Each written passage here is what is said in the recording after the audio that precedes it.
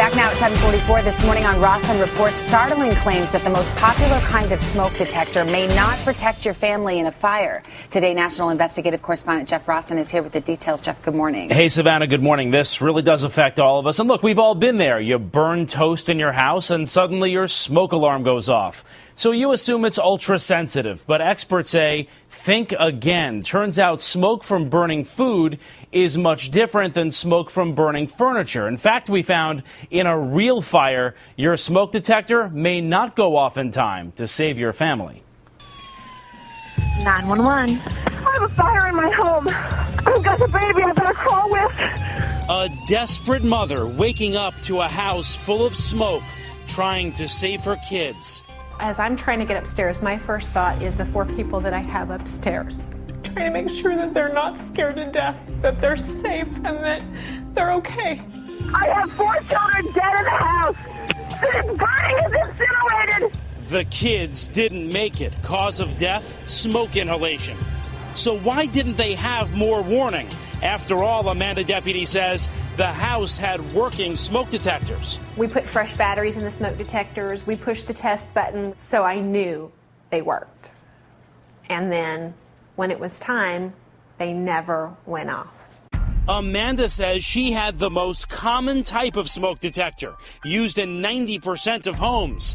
Inexpensive, easy to find alarms that rely on ionization technology. They work well to detect fires with fast flames.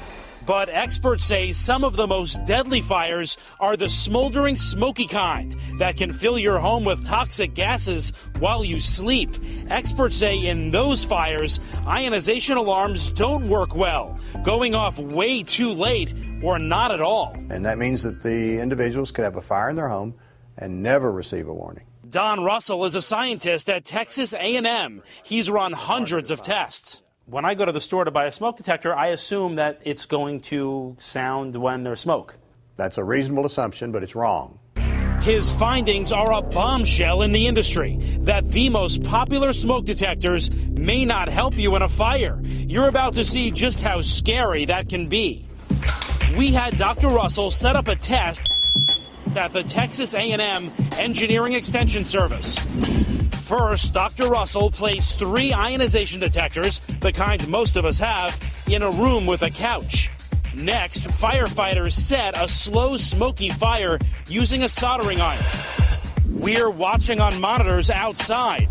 Firefighters say every minute counts to get your family out. But watch, the room is filling up with smoke, and the smoke detectors still haven't gone off. It's been 30 minutes. The smoke is all the way to where the smoke detectors are, and we still don't have any alert from the smoke detectors. Finally, at 36 minutes.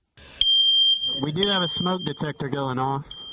Minutes later, the other 2 go off, just as the couch is about to erupt in flames. It's way too late. It's too dangerous. You couldn't get out of that room reliably. Remember, this is the type of smoke detector most of us have. But there's another technology out there that experts say gives you better warning in these fires. It's called a photoelectric detector, and even government tests show it goes off much sooner in smoky fires. Watch what happens when Dr. Russell sets up another test, this time with a photoelectric next to those 3 ionization detectors. 17 minutes in, with barely any smoke in the room, the photoelectric sounds the alarm. Photoelectric is telling us, you've got a fire, get up, solve the problem, get out of the house. Meanwhile, toxic smoke is overtaking the room. In fact, it takes another 21 minutes before any ionization detectors go off.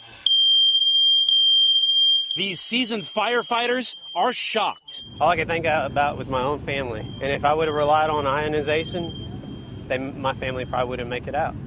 But with the photoelectric, they would have had plenty of time to get out. Photoelectric technology has been around for decades. And while the leading smoke detector companies make photoelectric alarms, they still sell most of their products without it. I think it's probably a business decision. The ionization detectors cost less money to make than the photoelectric. That is a correct statement.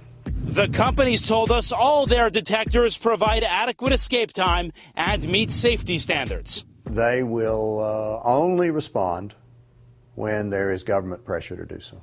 So we went straight to the government agency overseeing the companies, the Consumer Product Safety Commission. Why not tell these smoke detector companies, make sure to get that photoelectric technology into all of your detectors so you're covered completely? Why not mandate it? Because both technologies are working and saving lives.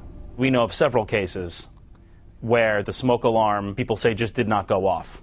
In those cases, that they need to practice a fire escape plan to make sure they can get out. But if the smoke detector didn't go off and the house is full of smoke by the time it does, what does an escape plan do? It helps them escape better when the smoke alarm eventually goes off. But eventually isn't good enough for Amanda deputy who lost nearly everything. I would like to think that if I had known that I might have a family of 7 instead of a family of 3. To be clear, no one is saying throw out your smoke alarm. Fire officials say the best advice is to have both technologies. You can even buy a dual detector that has both those technologies in one, Savannah, though it costs a little more money. Remarkable. Thanks for the information, Jeff.